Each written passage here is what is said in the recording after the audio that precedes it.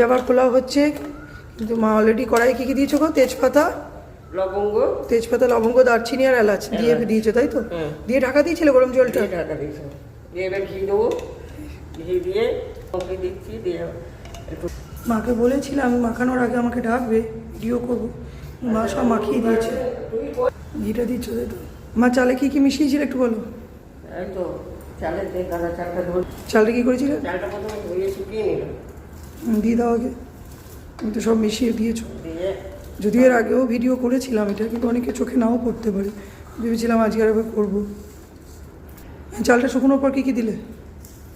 চালটা শুকনোর পর হলুদ, চিনি, ক্ষীর, নুন, জিরে গুঁড়ো, কাশ্মীরি লঙ্কার গুঁড়ো, একটু আদা বাটা দিয়েছিলে তো? একটু আদা বাটা, জিরে, ধনে গুঁড়ো, অল্প অল্প, সব অল্প অল্প, বেশি না। ওসব বেশি আদা লাগে না, বেশি দিই সবই অল্প লাগে।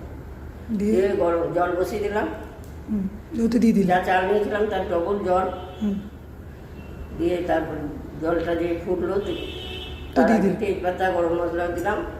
এবার তো তারপর দিয়ে দিলে, এবার তো ফুটুক। এবার মাখানো চালটা দিয়ে দিলাম, দিয়ে এবার দুবার ফুটানোর পরে সিমে করে দিয়ে ঢাকা দিয়ে দেবো। আর ঝাঁকাতে হবে, খালি ঝাঁকাতে হবে। এই ঝাঁকানোটা হচ্ছে আসল, এবং ওই হাঁড়িটাই বেশি হচ্ছে। হ্যাঁ, আর কাজু কিশমিশটা বললে না, যত গুড় দেবে তত মিষ্টি।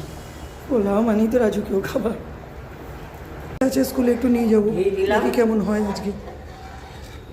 বেশি তো হবে না, বাড়ির সব দিয়ে যতটা হয় আর কি।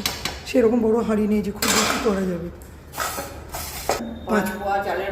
তা তোমাকে তাহলে মাঝে মাঝে কিনে আর আসতে হবে। তুমি 9 মাসে 6 মাসে আসবে, তার জন্য আমি 5 চালের হাঁড়ি কিনবো।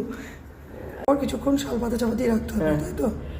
উপর কাঠটা ভাপে ঠিক হয়ে যাবে, সেদ্ধ হয়ে যাবে।